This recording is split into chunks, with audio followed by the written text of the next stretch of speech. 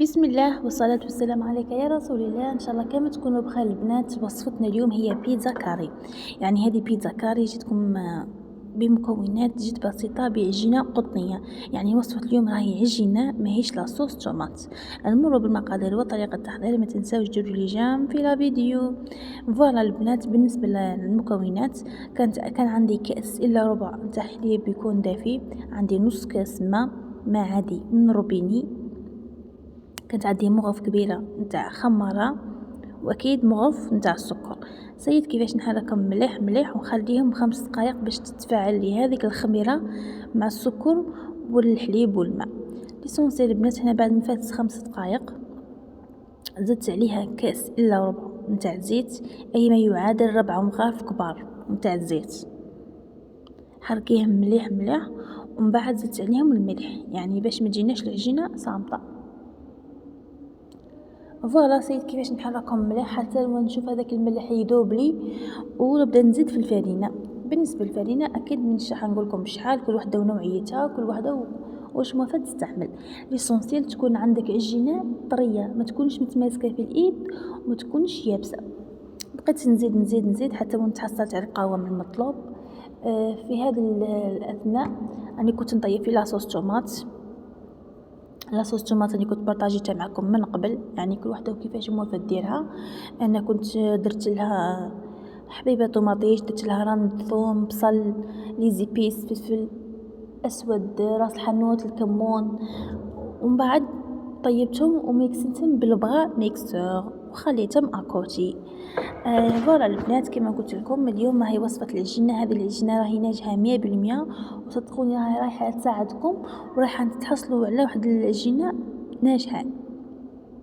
شوفوا البنات، حتى وين تحصل على هذا القوام نحبس، خليتها تخمر مده 45 دقيقه.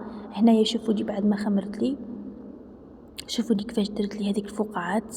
هو شوفوا ونشوفوا الفقاعات في العجينه، عرفوا انه العجينه تاعكم ناجحه. شوفوا هنا كي نجي راح نحللها بالحلال راح تجيني عجينه روعه. شوفوا لي هنايا مازال البنات، هنا سيت كيفاش نكسرها الخمور وزي. في هذه الاثناء راني كنت شعلت الفرن تاعي على درجه حراره 180. شوفوا لي هنا كيفاش نحللها، شوفوا لي هذوك الثقابيل اكوتي، شوفوا في الوسط الله يبارك ما شاء الله راهي عجينه روعه. هنايا بعد ما حللتها حطيتها هنايا في بلا كاري كما قلت لكم بيتزا كاري. هنايا باش لاصوص تاعكم ما تتشربهاش العجينه، نصيحه ديروا لها شويه زيت باش لاصوص تاعكم تتجمر لكم على العجينه وتعطيكم بنه روعه. ليسونسيال البنات، هنا نسيت كيفاش ندير لها شويه زيت ونخدمها بالبانسو كما تقدري تخدميها غير بيدك نورمال. وهذه لاصوص طماط اللي قلت لكم عليها، صدقوني هذه لاصوص طماط راهي روعه روعه.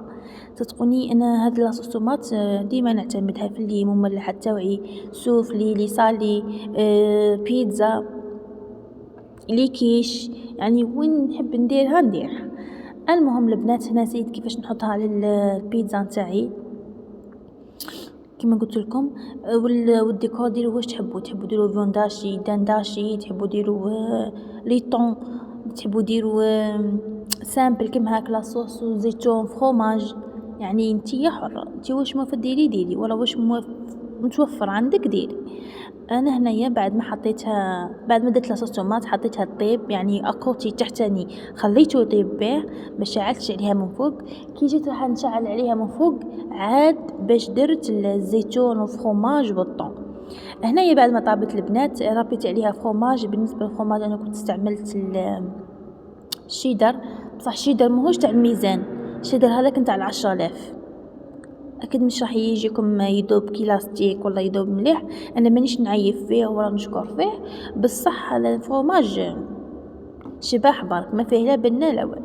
انا زدت عليهم هذاك الفرomage تاع المثلثات، كان عندي متوفر زدته باش نعطي البنه ونعطي الديكور. هنايا كي كملت كامل الفرomage نتاعي حطيته في البيتزا نتاعي، عاد دخلتها للفور وخرجتها. صاي انه البيتزا تاعي راهي طابت. زدت عليها شويه شباح من فوق، زدت عليها شويه تاع المعدنوس، شويه تاع الزيتون، شويه تاع الطون. طون هنا كنت استعملت طون تاع الزيت، ما استعملتش طون تاع الطوماط. كيما عندك تقدري ديري عادي جدا. كيما تقدري تستغني على هذون كامل وديريه غير لاصوص طوماط. ليسونسيال البنات انا هنايا راني جيتكم عجينه صدقوني هذه راهي روعه هذه الوصفه صدقوني بنه ولا اروع. كيما شفتوا معايا في بدايه لا فيديو تستقسم معايا بكل سهوله. ودرت لها دبشه راح تعطيها بنه على بنه. اللي ما تحبش دبشه تقدر دير دبشه هذيك اليابسه ولا تستغنى عليها كامل. ليسونسيال هذا هو بيتزا تاع نهار اليوم. شوفوا لي الله يبارك كيفاش نقسم معاها تستقسم معايا بكل سهوله. هذه هي لا فيديو تاع اليوم حبيت نبارطاجيها معكم. وصلت معكم نهايه لا فيديو. صدقوني جربوها راكمش راح تندموا. وشاركوني تطبيقاتكم عبر الانستغرام تاعي وصفات بسيطه ولا حسابي على الفيسبوك وصفات بسيطه. وقولوا لي واش رايكم. راني نشوف بزاف تطبيقات ناجحين ويفرحوني تفرحني تشجيعاتكم وتطبيقاتكم. والسلام عليكم.